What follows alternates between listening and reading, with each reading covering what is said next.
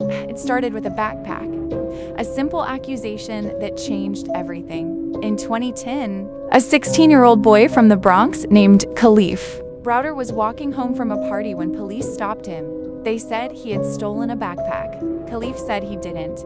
He had no idea what they were talking about. But that didn't matter.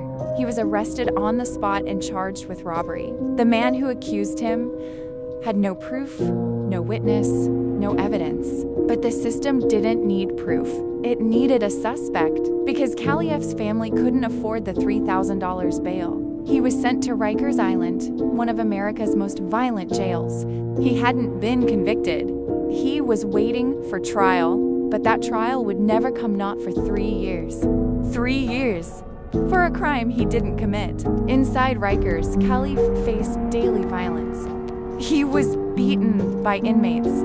He was beaten by guards. He spent 2 years in solitary confinement, trapped alone in a tiny cell for 23 hours a day.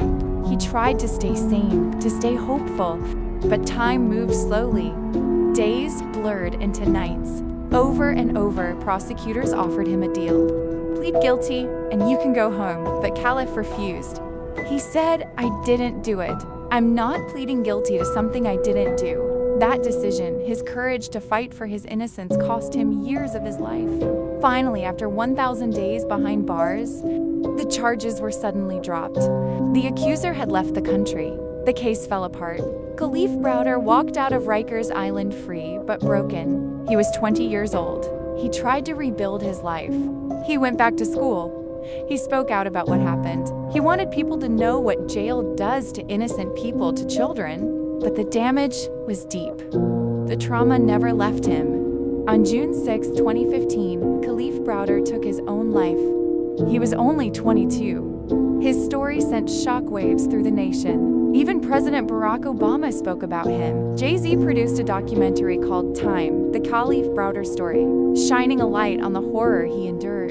Kalief's death became a symbol of everything wrong with America's justice system. A system where poverty means prison, where innocence doesn't protect you, where a young black boy can lose his life, not for guilt, but for standing by the truth.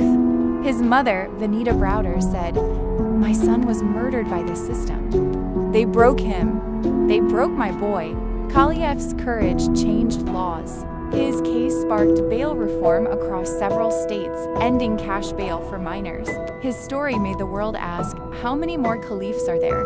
How many young lives will be lost before justice finally means freedom?